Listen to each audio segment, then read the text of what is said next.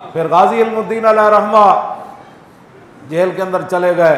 उस्ताद इश्क लहर जो है वो गया मिलने के लिए, तो गाजी इल्मुद्दीन को कहने लगा, गाजी साहब ने कहा आप शेर सुनाएं। उसने कहा नहीं पहले आप सुनाएं। तो आपने फरमाया चलिया मैं नहीं सुनाने। उन्होंने कहा नहीं आपको सुनाने पड़ेंगे। पहले गाजी साहब ने उसको कहा कि मरा राज अंदर दिल नवाजस बर मिंबर न तवा गुफ्त व बरदार तवा गुफ्त। उन्हें क्या उस्ताद इश्क लहर मेरे सीने में जो राजन समझ आई ना, वो एवं नहीं बयान हो सकते। हाँ जदों मिंबर ते नहीं बयान हो सकते ना तकरीर। हाँ जदों तख्ता दार मैं खड़ा होवांगा ना, उस वेले कोई पूछेगा तो मैं राज दस दिया। बर मिंबर न तवा गुफ्त व बरदार तवा गुफ्त। फरमाया वो मिंबर पर नहीं कहे जा सकते, तख्ता दार पर वो राज बयान किए जा सकते हैं। लेकिन उसने बड़ी आरजू की। उसने कहा कि देखिए मैं आपको मिलने के लिए आया हूँ, देखिए मैंने ये किया मैंने वो किया। उस नबी का वास्ता कि जिनके लिए आप आए हैं मुझे कुछ सुना दे, ताकि मैं बाहर जाकर लोगों को कहूँ कि गाजी क्या कहता है। तो गाजी साहब पढ़े हुए नहीं थे, देख कर भी कुरान, लेकिन फरमाया मन आशिक के सर मस्तम, मन आशिक के सर मस्तम अजदार मयंदेशम। मैं जब सर देने वाला आशिक हूँ, मन आशिक के सर मस्तम अजदार मयंदेशम, तो फिर मुझे तख्ता दार से क्या खौफ है।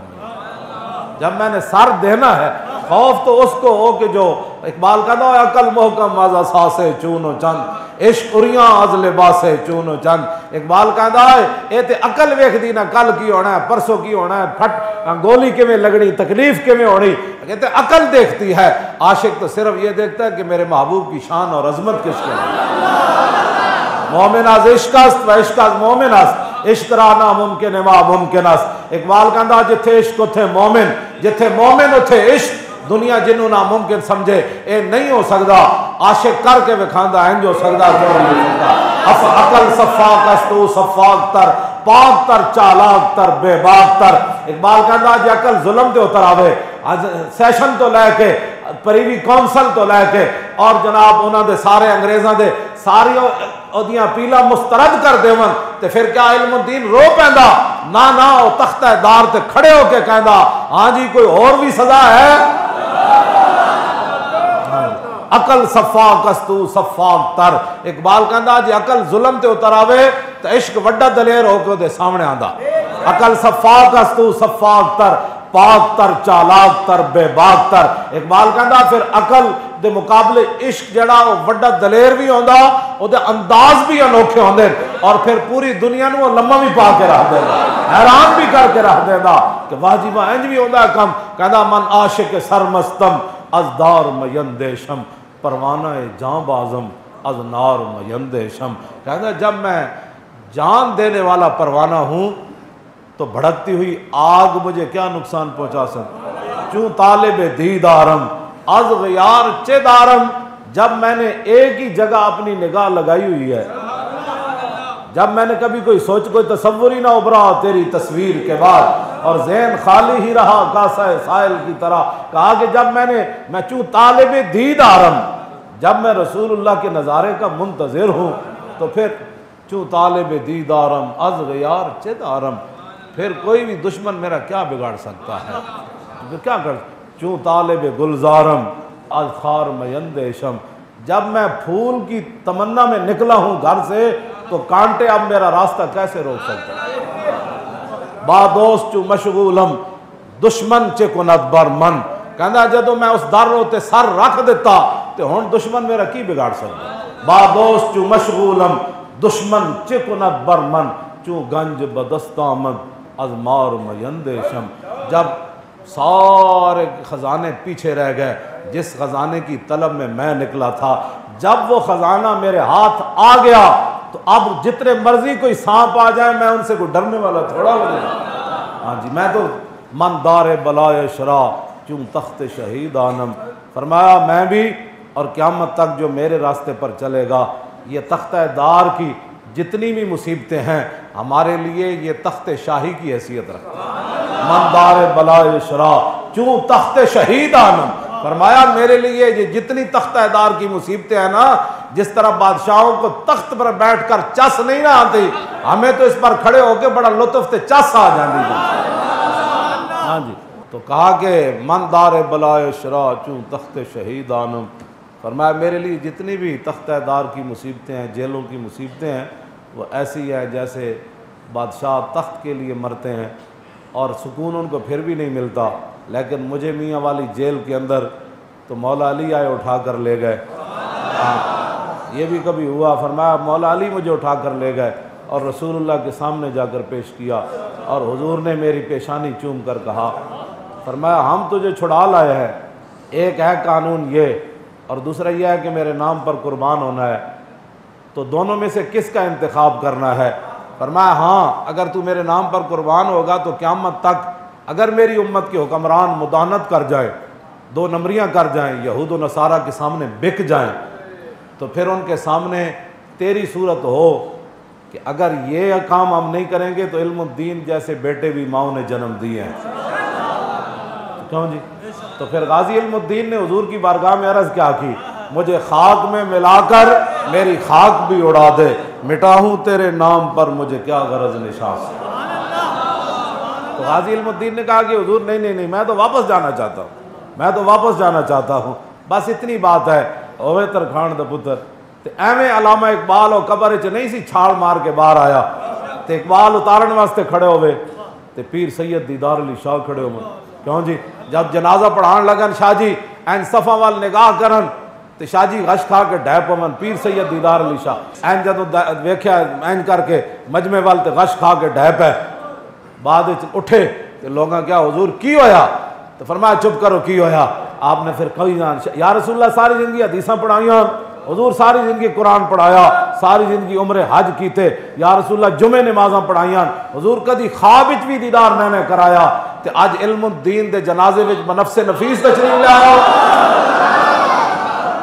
क्यों जी? की मोहम्मद से वफा तूने। हाँ, ये गप नहीं समझनी ये बात, लोगों ने नाम मानने को तो लोग फिर अल्लाह रसूल को भी नहीं मानते। हाँ जी, ना मनवाना हमारा काम नहीं है, ना ऐसे अकल के अंधों के साथ हमारी बात है। हमारी बात तो उनके साथ है कि सैयदना सिद्दीक़ अकबर ने अबू जाल ने क्या इंज हो सकता कि बंदा रातों रात मस्जिद हराम तो बैतुल मुकद्दस जावे, फिर ला मकान जावे, फिर वापस आवे, फिर कुंडी हिल रही होवे, पानी चल रहे होवे, इतने टाइम में हो सकना? फरमाया गल कीती किने? उन्हें क्या कीती थे रसूलुल्लाह ने? फरमाया सुनो इन्नी ला उसद्दिक़ु बि अबअद मिन्हु, मेरे आका इससे भी बड़ी बात करें तो मैं मानने के लिए तैयार हूं। बस इतनी बात है, जिन्होंने मानना होता है।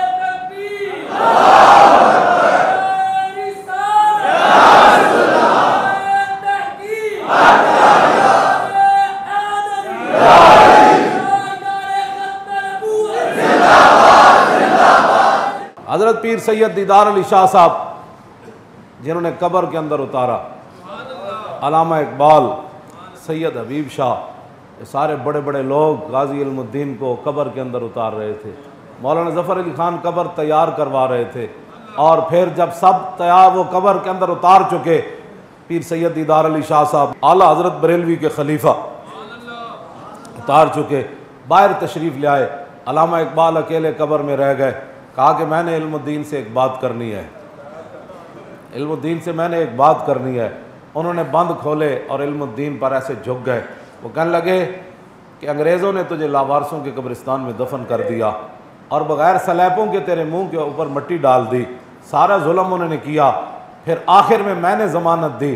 तेरी वसीयत थी मुझे लाहौर मियानी साहब में दफनाया जाए, मैंने तेरी वसीयत के मुताबिक अंग्रेज़ों को शख्सी ज़मानत दी, अंग्रेज़ गवर्नर को। एक बात, इससे बड़ा कोई इंतहा पसंद हो सकता है?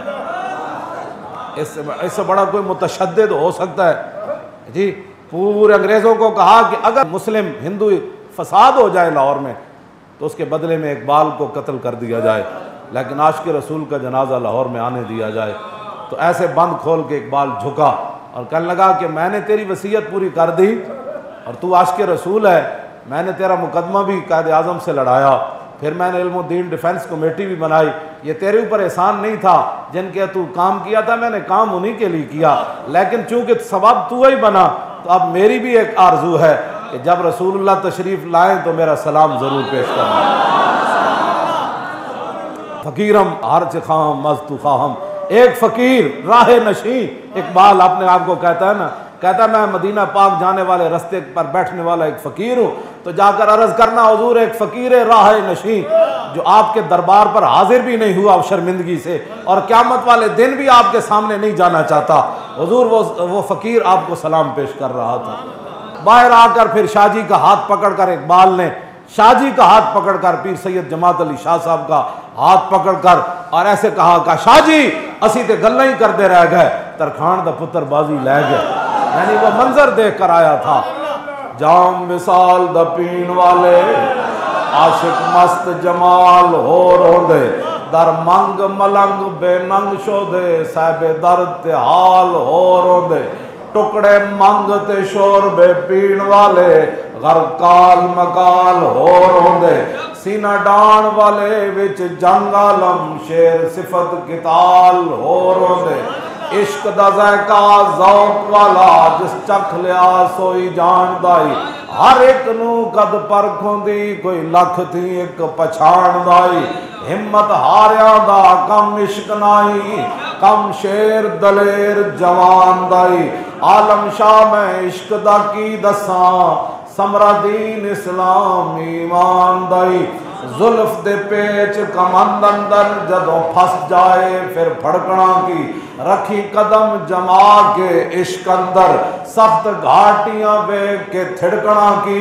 जिन्ना फा फिराक दा गल पाया और 10 उन्होंने जानिया झिड़कना की लगी जाग तां कुन्नी दी आस होई कच्चे दुध नू आलमा रिड़कना की।